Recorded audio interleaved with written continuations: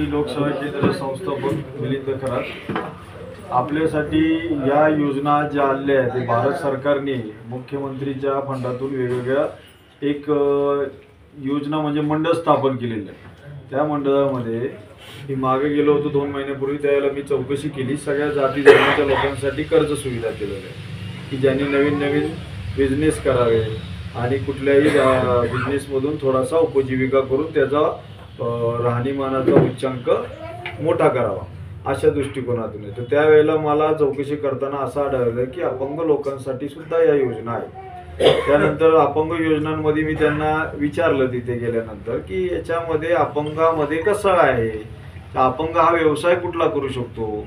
अपंगाच्या घरामधला जर एक बेड रेस्टवर माणूस असेल म्हणजे पूर्ण अपंग आहे, तो काम करू शकत नाही काय, आपल्या घरातलीच माणसं त्याला सांभाळतात, अशा लोकांना कर्ज भेटेल का? 100% अपंग असलेल्या लोकांना भेटेल का? मग त्यांनी सांगितलं हा। दुसरी गोष्ट ते म्हटले की मी म्हटलं जर एखादा व्यक्ती अंध आहे तर अंध व्यक्तींना सुद्धा कर्ज भेटू शकतं का? तर तो सुद्धा अलाव आहे लक्षामध्ये। आता जर अंध व्यक्ती किंवा बेड रेस्टवर पॅरालिस झालेला आहे किंवा तो बेडवर आहे कंटिन्यू, त्या लोकांना जर कर्ज वाटप केलं तर त्यांनी फेडायचं कसं, हा पण प्रश्न मी त्यांना केला। तुमच्या मनात सुद्धा आला असेल। पण त्यावेळेला त्यांनी उत्तर काय दिलं की आपलं घरातला कुठलाही व्यक्ती त्या व्यक्तीचं पालकत्व घ्यायचं, म्हणजे पालकत्वाचा फॉर्म लागतो। ज्या लोकांचा असेल त्यांच्यासाठी सांगतो, अंध व्यक्ती आणि जो माणूस उठू बसू शकत नाही अशा व्यक्तींसाठी त्यांनी घरातल्या लोकांना पालकत्व लागतं की याची हमी आम्ही घेतो, यांनी जे कर्ज घेतलेलं आहे त्यांच्या नावाचं ते मी फेडू शकतो असं एक पालकत्वाचा तुमचा कागद त्याच्यामध्ये ॲफिडेविट केलेला पेपर्स लावला का तुम्हाला ते कर्ज देतात। म्हणजे त्या व्यक्तीच्या नावाने कर्ज इश्यू होतं, पण फेडणारे तुम्ही राहणार। कारण उद्या तो व्यक्ती जो आहे तो असंही म्हणू शकतो तुमच्यातला की मी अपंग आहे, मी बेडवर आहे, मला कसं कर्ज मी कसं फेडू, म्हणून त्याची जिम्मेदारी घ्यायला लागते। आता या मंडळांमध्ये मी काय विचारलं मागे मॅडमला की मॅडम डायरेक्ट आम्ही 5 लाखाचं कर्ज घेतो, तुम्ही 5 लाखाचं कर्ज आम्हाला देणार का? म्हणजे आम्ही 5 लाखाचे फाईल देतो। तर ते म्हटले नो गॅरंटी, आम्ही 5 लाखाचं कर्ज त्यांना देणार नाही, तुम्हाला टप्प्याटप्प्याने ते कर्ज देणार। कारण ते बँके थ्रू कर्ज नाही आहे, ते मंडळातर्फे कर्ज आहे, म्हणजे डायरेक्ट शासनाचा कोठा आहे, त्या कोठ्यामधून तुम्हाला पैसे येणार, बँकेशी तुमचं कुठलंही रिलेशन राहणार नाही।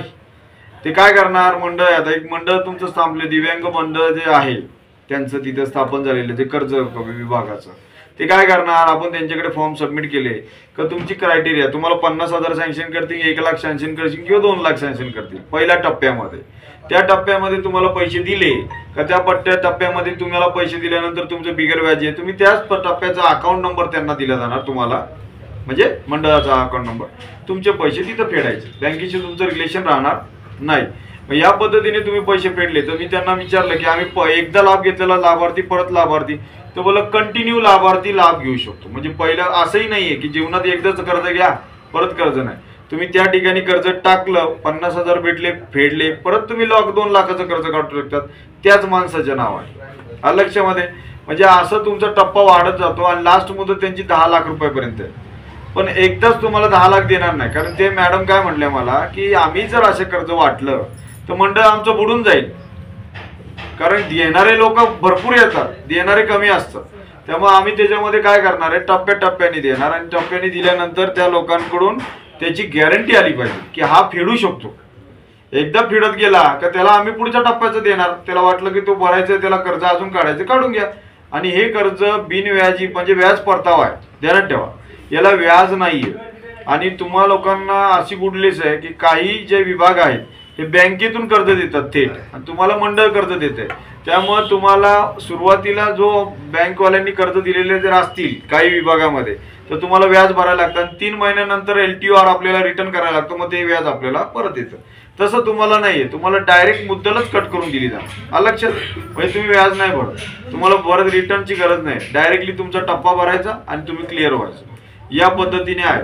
आता दुसरी गोष्ट तुमच्या मनामध्ये डाऊट असेल की आम्ही व्यवसाय कुठला करायचा, आता व्यवसाय कुठला करायचा हा प्रश्न तुमच्या मनामध्ये आहे। आता याच्यामध्ये काय करायचं, आपल्याला जो व्यवसाय करायचा आहे तो व्यवसाय तुमच्या ध्यानात पहिला असला पाहिजे की मला कुठला व्यवसाय करणं गरजेचं आहे आणि मी त्याच्यामधून उत्पन्न किती घेऊ शकतो, बाजारपेठेमध्ये माझं प्रोडक्ट जाऊ शकतं का, हा प्रश्न आपला आहे। त्याच्यासाठी पहिल्यांदा सर्वे करा, तुम्ही तुमच्या डोक्यातला जो बिझनेस आहे याचा सर्वे करा आपलं प्रोडक्ट किंवा आपण जे सेल्सिंग करणार, काय विकणार किंवा काय करणार, ती विक्री होते का, त्या भागामध्ये चालतं का, त्याच्यावर आपल्याला व्याजाचा परतावा जो असेल तो आपल्याला म्हणजे बिनव्याजी आहे पण मुद्दल आपल्याला भरता येते का, ते भरून आपल्या घरामध्ये 2 रुपये येतात का, रॉ मटेरियल परत आपल्याला आणता येईल का, अशा पद्धतीचा तुमचा रेशो पाहिजे. म्हणजे समजा तुमचं तर एक एक्झाम्पल देतो, तुम्हाला 30% जर मार्जिन असेल तर 100 रुपयाचा ज्या वेळेला तुमचा बिझनेस होणार तेव्हा 30 रुपये तुमचे देण्यात आलं. ज्या वेळेला तुम्ही 100 रुपये प्रोडक्ट विकताय त्यावेळेला 30 रुपये तुमचे, असं जरी आपण रेशो दर धरला, या रेशोनुसार आपल्याला त्याच्यामध्ये घर खर्च चालवायचा आहे आणि परत त्याचं रॉ मटेरियल आणायचं आहे त्या 30 रुपयामध्ये, आणि 30 रुपयामध्ये रॉ मटेरियल आणलं तर 10 रुपये आपले सेव्हिंगला राहिले पाहिजे, म्हणजे आपण व्याजाचे पैसे देतो. ठीक आहे, म्हणजे काय असेल ते तुमची मुद्दल. असे 30 रुपयामध्ये 10,000 रुपयाचे 3 टप्पे केले. मग आपला प्रोडक्टचा सेल आपण कितपर्यंत केला पाहिजे, ज्या वेळेला 1000 रुपये आपण विकू त्यावेळेला 300 रुपये भेटणार, म्हणजे 100 रुपये आपले गेले कर्जाला, 100 रुपये आपले घरी आले आणि 100 रुपयाचा परत माल आला. अशा पद्धतीने तुमचा 10,000चा धंदा झाला तर 3,000 रुपये तुम्हाला आले. पर डेचा रेशो, पर डे आपल्याला किती पैसा आपला गेला पाहिजे, किती पैसे आपल्याला आले पाहिजे, प्रोडक्ट खराब नाही झालं पाहिजे. काहींच्या लोकांच्या डोक्यामध्ये असेल मी वडापावची गाडी टाकतो, है ना, असे असतील ना, भरपूर असतील, काय काय जण फास्ट फूड टाकतो, अमुक टाकतो, पण याच्यामध्ये सुद्धा फरक आहे. हे ध्यानात ठेवा. आपलं प्रोडक्ट ज्या वेळेला बटाटे कच्चे असतात 15 दिवस टिकणार, आणि ज्या वेळेला तुम्ही उबळता आणि त्याला मसाला लावून हात लावून त्याला चिवडता त्याची व्हॅलिडिटी खलास, 8 तासाच्या वरती भाजी टिकणार नाही. आता सीझन मध्ये 8 तास नाही तर 4 तासात उन्हाळ्यात खराब, बरोबर आहे.